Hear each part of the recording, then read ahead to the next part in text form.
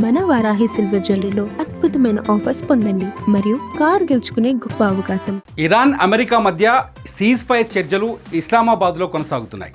విచిత్రం ఏంటంటే అక్కడ ఇజ్రాయిల్ ప్రస్తావన ఎక్కడా కనిపించట్లేదు.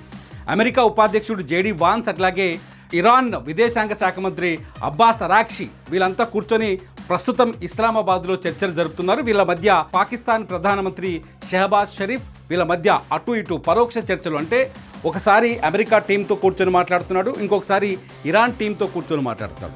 ఉదయం నుంచి ఒక ప్రయత్నం చేస్తుంది ఇస్లామాబాద్. ఏం చేస్తుంది అంటే ఇరాన్ ప్రతినిధులని అట్లాగే అమెరికా ప్రతినిధుల బృందాన్ని ఇద్దరిని అంటే అబ్బాస్ అరాక్చీని విదేశాంగ మంత్రి ఇరాన్కి అట్లాగే అమెరికా ఉపాధ్యక్షుడు జేడీ వాన్స్ ఇద్దరిని కూర్చోబెట్టి షేక్ హ్యాండ్ ఇప్పించి ఛాయ్ దాగించి ఇద్దరి మధ్య ప్రత్యక్ష చర్చల్ని ప్రారంభించాలని ట్రై చేస్తుంది పాకిస్తాన్. కానీ అవి కుదిరే ప్రసక్తి కనిపించట్లేదు. అక్కడ ఇరాన్లో ఎక్కడైతే హర్మూజ్ జలసంధి దగ్గర ఉద్రిక్త వాతావరణం ఎలాగుందో అలాగే ఉంది. అమెరికా ముందే ఇవాళ ఉదయమే ట్రంప్ చాలా స్పష్టంగా చెప్పాడు, మేము ఇరాన్ చుట్టూ సాయుధ బలగాలని మోహరించి ఉంచాము, ఒకవేళ చర్చల్లో ఏ తేడా వచ్చినా ఇరాన్ని బూడిద చేస్తామని చాలా స్ట్రాంగ్ వార్నింగ్ ఇచ్చాడు ఈరోజు ఉదయం డొనాల్డ్ ట్రంప్.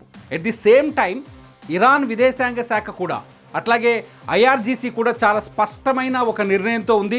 మీ తుపాకీ పైన మీ ఫింగర్ని ట్రిగ్గర్ పైన పెట్టి రెడీగా ఉండండి, చర్చల్లో ఏమాత్రం తేడా వచ్చినా అమెరికాని ఎదుర్కోవడానికి అమెరికాతో యుద్ధం చేయడానికి సిద్ధంగా ఉండాలనే షరతుతో ఇరాన్ కూడా రెడీగా ఉంది. ఈ పరిణామాలన్నిటి నేపథ్యంలో ఇప్పుడు ఇస్లామాబాద్లో చర్చలు జరుగుతున్నాయి. మొత్తం 7 అంశాలకు సంబంధించి చర్చలు కొనసాగుతున్నాయి. ఈ 7 అంశాల్లో తాత్కాలికంగా కొంత మనకు అందిన సమాచారం ప్రకారం ఇరాన్ పైన 1979 నుంచి అమెరికా ఏవైతే సాంక్షన్స్ విధించిందో, ఇరాన్ ఆస్తులపైన ఆస్తుల్ని ఫ్రీజ్ చేసిందో, అంటే అమెరికా దగ్గర ఉన్న బ్యాంక్ అకౌంట్లో డబ్బులు కావచ్చు, అమెరికాకి సంబంధించిన రియాలిటీ ఆస్తులు కావచ్చు, అట్లాగే జపాన్, జర్మనీ, ఆఖరికి చైనాతో పాటు ఇండియాలో కూడా కొన్ని ఇరాన్ ఆస్తులపైన ఆర్డర్ల సాంక్షన్స్ ద్వారా ఆంక్షల ద్వారా అమెరికా ఇరాన్ ఆస్తులని క్యాష్ చేసుకునే అవకాశం లేకుండా చేసింది. సో అటువంటి ఫ్రీజింగ్స్ ఏవైతే ఉన్నాయో వాటన్నింటినీ ఎత్తేయాలని తొలుత చర్చల్లో ఇవాళ ఇరాన్ ప్రస్తావన తీసుకొచ్చింది. దానికి అమెరికా అంగీకారం తెలిపిందని ఇరాన్ మీడియా ప్రకటిస్తే వైట్ హౌస్ మాత్రం ఆ అంగీకారం తెలపలేదు అని ఇరాన్ ప్రకటనని ఖండించింది. సో మొత్తానికి చర్చలైతే కొంత అస్థిరంగా కొనసాగుతున్నాయని చెప్పాలి. ఇస్లామాబాద్లో పాకిస్తాన్ ఈ చర్చల్ని సఫలం చేస్తుందా అంటే చేస్తుంది అనే చర్చ కొంత నడుస్తుంది, చేయలేదు అనే చర్చ కొంత నడుస్తుంది. కానీ పరిస్థితి చాలా ఉద్రిక్తంగా ఉంది. ఏమాత్రం తేడా వచ్చినా రెండో దఫా మళ్ళీ యుద్ధం మరింత తీవ్రతరమయ్యే అవకాశం ఉంది. ఇంతకీ ఇరాన్కి అమెరికాకి మధ్య ఎక్కడ చర్చల పరిస్థితి ఎక్కడుంది, ఎన్ని పాయింట్లు ఉన్నాయి, ఏ పాయింట్ల మీద అమెరికా ఏమంటుంది, ఇరాన్ ఏమంటుంది, ఈ అంశాన్ని మీ ముందుకు తీసుకొచ్చే ప్రయత్నం చేస్తాను. ఒకసారి చూద్దాం. ముందుగా గుర్తుపెట్టుకోండి, అమెరికా ఏం చెప్తుంది, హర్మూజ్ జలసంధిని ఫ్రీ చేయాలి అంటే హర్మూజ్ జలసంధిని గతంలో ఎలా ఉందో హర్మూజ్ జలసంధి ఇప్పుడు కూడా అలాగే అక్కడి నుంచి స్వేచ్ఛగా నౌకలు అక్కడి నుంచి ప్రయాణించేందుకు అవకాశం ఇవ్వాలి అని ఇరాన్కి చాలా స్పష్టంగా అమెరికా చెప్తుంది. అట్ ది సేమ్ టైం ఏం చెప్తుంది, న్యూక్లియర్ ఎన్రిచ్మెంట్ వరకు అంటే న్యూక్లియర్ ఏదైతే అణు స్థావరాల్లో యురేనియంని ఇరాన్ తయారు చేస్తుందో, శుద్ధి చేస్తుందో దాని పర్సంటేజ్ని బట్టి ఉంటుంది. ఒకవేళ 20% పైగా యురేనియంని శుద్ధి చేస్తే దాన్ని అణుబాంబుల తయారీకి వాడడానికి కూడా వీలుగా ఉంటుంది, బాంబు తయారీకి వీలుగా ఉంటుంది. సో ఈ ఏదైతే న్యూక్లియర్ ఎన్రిచ్మెంట్ ఏదైతే ఉందో దానిపైన కూడా కంట్రోల్లో ఉండాలని కొన్ని షరతులు తీసుకొచ్చింది. మొదటి షరతుల వారీగా ఒకసారి చూద్దాం. అమెరికా ఇరాన్ల మధ్య మొదటి షరతు ఏంటి అంటే స్ట్రెయిట్ ఆఫ్ హర్మూజ్ జలసంధి పైన ఇరాన్ డిమాండ్ ఏంటంటే హర్మూజ్ పైన పూర్తి నియంత్రణ మాకే ఉండాలి, ఇరాన్కే పూర్తి అధికారాలు కావాలంటుంది Iran. At the same time toll వసూలు చేసుకునే హక్కు ఇవ్వాలి. ప్రస్తుతం ఆల్రెడీ ఇరాన్ ఏం చేస్తుంది, హర్మూజ్ జలసంధిలో ఒక రూట్ మ్యాప్ ఇచ్చి అక్కడి నుంచి పడవలు షిప్స్ ఏవైతే ఆయిల్ ట్యాంకర్స్ బయటికి రావాలి అంటే $2 మిలియన్ వసూలు చేస్తుంది. ఒక్కో షిప్కి $2 మిలియన్ వసూలు చేస్తుంది. అలా ఎంత వసూలు చేస్తామని చెప్పలేము. మొత్తానికి అలా టోల్ని వసూలు చేసుకునే అవకాశం మాకే ఉండాలి, ఆ అవకాశం ఉండాలని చెప్తుంది. మూడోది వచ్చేసి ఎలాంటి బాహ్య నియంత్రణ లేకుండా హర్మూజ్ పైన వేరే వాళ్ళ హక్కును కానీ పెత్తనాన్ని కానీ మేము అంగీకరించాం, పూర్తి స్థాయి హక్కులు మాకే కావాలి అంటోంది ఇరాన్. దీనికి అమెరికా సమాధానం ఏంటో ఒకసారి చూస్తే అమెరికా అంటుంది టోల్ వసూలు పైన కొంత అంగీకారం ఉంది కానీ ప్రయాణానికి భంగం కలగకూడదు అంటుంది. అంటే మీరు కొంతవరకు టోల్ వసూలు చేసుకోండి, ఎందుకంటే మేము వచ్చి ధ్వంసం చేసాము, మీరు నష్టపోయారు, యుద్ధంలో మేము నష్టపోయాం, కాబట్టి టోల్ వసూలు పైన కొంత అటు ఇటు ఉంది. అమెరికాదేం పోయింది, ఇప్పుడు టోల్ వసూలు చేస్తే మన ఇండియా కట్టాలి, యూరప్ దేశాలు కట్టాలి, ఆసియా దేశాలు కట్టాలి. సో టోల్ వసూలు పైన అమెరికా కొంత వెనక ముందుంది కాబట్టి హర్మూజ్ పైన ఒప్పందం ఈజీగా కుదిరే అవకాశం ఉంది అనే ఒక చర్చ నడుస్తుంది. ఇది హర్ముజ్ వరకు. రెండో పాయింట్ ఏంటంటే న్యూక్లియర్ ఎన్రిచ్మెంట్. ఏదైతే యురేనియం శుద్ధి ఉందో ఇక్కడే అసలు పాయింట్ అంతా. ఇరాన్కి అమెరికాకి మధ్య మొదటి నుంచి జరుగుతున్న గొడవంతా యురేనియం మీదనే. సో యురేనియం శుద్ధి విషయంలో ఇరాన్ ఏం చెప్తుంది, ఎన్రిచ్మెంట్ హక్కును అంగీకరించాలని డిమాండ్ చేస్తున్నాం. మాకు యురేనియంని అణుబాంబు తయారు చేసుకుంటామా, యురేనియం నుంచి కరెంటు తయారు చేసుకుంటామా, లేకపోతే ఫ్యూయల్గా వాడుకుంటామా, ఏం చేసుకుంటాము? యురేనియం ప్లాంట్ ఏదైతే అణు విద్యుత్ కేంద్రాల్లో లేకపోతే అణుస్థావరాలపైన గతంలో అమెరికా దాడి చేసింది కదా, ఆ అణుస్థావరాలని నడిపించుకునే హక్కు మాకుంది. దాన్ని మీరు టచ్ చేయడానికి వీల్లేదు. ప్రతిసారి ట్రంప్ ఏం చెప్తున్నాడు, యురేనియం శుద్ధిని ఆపకపోతే వేసి పడేస్తాం ఇరాన్ని. ఆ యాంగిల్లోనే యుద్ధం స్టార్ట్ అయింది కదా. పోయిన సంవత్సరం అందుకే దాడి చేశాడు ఇజ్రాయిల్, ఇరాన్, అమెరికా కలిపి ఇరాన్కి సంబంధించిన అణుస్థావరాలపైన దాడి చేశాడు. కాబట్టి ఏదైతే న్యూక్లియర్ ఎన్రిచ్మెంట్ ఉందో ఆ హక్కు మాకు కలిగి ఉంది, మేము శుద్ధి చేసుకునే హక్కుని కలిగి ఉన్నా, మాకు ఇవ్వాల్సిందని చెప్తున్నాడు. ఇంకో పాయింట్ ఏది ఇరాన్ చెప్తోంది. అమెరికా ఏమంటుంది, పూర్తిగా ఆపాలి లేదంగా తీవ్రంగా పరిమితం చేయాలి. ఇక్కడ రెండు రకాలు ఉంది. అమెరికా ఏమంటుంది, అసలు మీరు శుద్ధి చేసిన యురేనియం ఏమున్నా సరే పూర్తిగా ఆపేయండి, ఇప్పటిదాకా మీరు శుద్ధి చేసింది మాకు ఇచ్చేయండి, మేము తీసుకుపోతాం. ఇక్కడ నుంచి అణు కేంద్రాలని ఏదైతే యురేనియం శుద్ధి కేంద్రాలని వాటిని మూసివేయాలంటుంది. ఒకవేళ చేయాల్సి వస్తే, ఒకవేళ అక్కడ తగ్గాలి. శాంతి ఒప్పందం కదా 1979 తర్వాత మొట్టమొదటిసారి జరుగుతున్న అతిపెద్ద శాంతి చర్చలు ఇవి. సో ఒక చేయాల్సి వస్తే అది 2%, 3% వరకే చేయాలి. అంటే మీకు లోకల్గా యురేనియం ఫ్యూయల్ గానో లేకపోతే విద్యుత్ తయారీకో దేనికైనా వాడుకునేందుకు వీలుగా తయారు చేయాలి తప్ప బాంబుల తయారీకి వాడడానికి వీలు లేదు. అంటే సింపుల్గా చెప్పాలంటే అణుబాంబులు తయారు చేయడానికి మీకు హక్కు లేదు అంటుంది అమెరికా. హెచ్ఈయు డిమాండ్ అధికంగా ఎన్రిచ్మెంట్ చేసిన యురేనియం మాకు ఇవ్వాలి. ఇప్పటికే 450 కిలోలకు పైగా యురేనియాన్ని ఇరాన్ శుద్ధి చేసిందట. అది 60% మించి శుద్ధి చేసింది. అంటే 90% పేలుడు సామర్థ్యం వచ్చింది దానికి. ఆ యురేనియంతో వీళ్ళు వార్ హెడ్స్ అంటే అణుబాంబులని తయారు చేయడానికి ఉపయోగించుకోవచ్చు ఆ యురేనియాన్ని. దాన్ని తిరిగి మాకు ఇచ్చేయాలని చెప్పేసి అమెరికా డిమాండ్ చేస్తుంది. ఇక్కడ ఏదైతే న్యూక్లియర్ ఎన్రిచ్మెంట్ మీద ఇదొక డిమాండ్ ఇవాళ ఈ రెండు దేశాల మధ్య ఉంది. ఇక మూడో దానికి వెళ్దాం. సాంక్షన్స్ అండ్ ఫ్రోజన్ ఆస్తులు. 1979 నుంచి ఇరాన్కి అమెరికాకు మధ్య ఈ పంచాయతీ ఎప్పుడైతే మొదలైందో అప్పటి నుంచి అమెరికా ఇరాన్ ఏడ దొరుకుతాడా బిగిసి పడుతూ వస్తుంది. ఇరాన్కి సంబంధించిన ఆస్తులన్నింటినీ ఫ్రూజ్ చేస్తుంది. ఇరాన్కి సహాయం అందించే దేశాలపైన ఆంక్షలు విధిస్తుంది.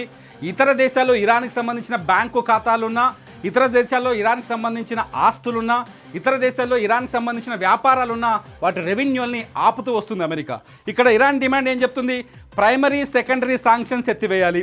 మీరు మా పైన అడ్డగోలుగా ఆంక్షలు వేశారు, ఆ ఆంక్షలతో మేము ఆర్థికంగా తీవ్రంగా నష్టపోయాము. మా ఇరాన్లో కనీసం మా కరెన్సీకి వాల్యూ కూడా లేకుండా పోయింది. ప్రజల్లో తిరుగుబాటు మొదలవుతుంది మొదటి నుంచి. కాబట్టి ఖచ్చితంగా సాంక్షన్స్ ఎత్తేయండి. ఇరాన్తో ఇతర దేశాలు వ్యాపారం చేయకుండా అడ్డుపడుతున్నాయి అమెరికా విధించిన ఈ ఆంక్షలు. సో వాటిని ఇప్పుడే ఇమ్మీడియట్లీ ఎత్తేయాలని చెప్పేసి ఇరాన్ అడుగుతుంది. రెండోది వచ్చేసి 100 నుంచి 120 బిలియన్ డాలర్ల విలువైన ఫ్రోజన్ ఆస్తులను వెంటనే విడుదల చేయాలి. చెప్పాను కదా ఇంతకుముందుకు, ప్రపంచ దేశాల్లో ఇరాన్కి సంబంధించిన ఆస్తులు ఏవైతే ఉన్నాయో వాటన్నింటిపైన వాటిని రిలీజ్ చేయాలి. మేము వాడుకోవడానికి వీలుగా రిలీజ్ చేయాలి. దానివల్ల ఇరాన్ ఆదాయం పెరుగుతుంది, ఇరాన్లో అభివృద్ధి పెరుగుతుంది. కాబట్టి 100 నుంచి 120 బిలియన్ డాలర్లకు సంబంధించిన ఆస్తులు ఏవైతున్నాయో వాటిపైన ఫ్రీజింగ్లో ఉన్న ఇరాన్వి అమెరికా వల్ల ఆ ఫ్రీజింగ్స్ని ఎత్తేసి దాన్ని వాడుకోవడానికి అనుకూలంగా అనుమతి ఇవ్వాలని చెప్తుంది ఇరాన్. ఇక్కడికి వచ్చేసరికి అమెరికా ఏమంటుంది, సాంక్షన్స్ రిలీఫ్ ఇవ్వచ్చు కానీ న్యూక్లియర్ మిస్సైల్ ప్రాక్సీలపై కన్సెషన్స్ ఇస్తే మాత్రమే ఫ్రోజన్ ఆస్తులకు భాగంగా చర్చించవచ్చు అంటుంది. ఏం చెప్తుంది, సాంక్షన్స్ రిలీఫ్ చేస్తాం, మీ పైన ఆంక్షలు ఎత్తేస్తాం, కానీ ఏం చేయాలి, మీరు యురేనియంని ఎక్కువ పర్సంటేజ్లో శుద్ధి చేయకూడదు. బాంబులు తయారు చేసేంత వీలుగా యురేనియం శుద్ధి చేయకూడదు. అట్లాగే మిస్సైల్స్ తయారు చేయకూడదు. మీరు నిన్న మొన్న మా పైన బాంబులు వేశారు, వాటిని చూస్తే నిజానికి భయపడిపోయింది. ఇరాన్ బాంబులను చూసి అమెరికా భయపడిపోయింది. సో మీరు ఎక్కువ రేంజ్ ఉన్న బ్యాలిస్టిక్ క్షిపణులు ఏవైతే ఉన్నాయో మిసైల్స్, వాటిని తయారు చేయడానికి వీలు లేదు. దానిపైన కూడా ఆంక్షలు విధించాలి, పెట్టుకోవాలి. ప్రాక్సీలపైన కన్సెషన్స్ అంటే ప్రాక్సీలు హిజ్బుల్లా కావచ్చు, లేకపోతే ఇంకోటి హౌతీస్ కావచ్చు, ఇరాన్తో సంబంధం ఉన్నవి. ఇరాన్ కొన్ని దేశాలు లెబనాన్ కావచ్చు, గాజా కావచ్చు, ఇక్కడ ఏదైతే అక్కడ కొన్ని సంస్థలు పోరాటం చేస్తున్నాయో ఆ పోరాటం చేసే సంస్థలకి ఇరాన్ కొంత ఆర్థిక సహాయం చేస్తుంది. వాటన్నింటిపైన ఆంక్షలు విధించాలి. వాటికి ఎటువంటి ఆర్థిక సహాయం అందించకూడదు అని చాలా స్పష్టంగా చెప్తుంది. అప్పుడే మేము ఈ ఫ్రోజన్ ఆస్తుల గురించి మేము మాట్లాడగలుగుతామని చెప్తుంది. కొద్దిసేపటి క్రితం ఇదే డిస్కషన్ వచ్చింది, కానీ ఇంతవరకు వైట్ హౌస్ నుంచి కానీ ఇరాన్ నుంచి కానీ ఇరాన్ ఏం చెప్తుంది, మాకు ఫ్రోజన్ ఆస్తుల నుంచి విముక్తి కల్పించింది అమెరికా అని చెప్పింది కొద్దిసేపటి క్రితం. కానీ వెంటనే వైట్ హౌస్ ఖండించింది.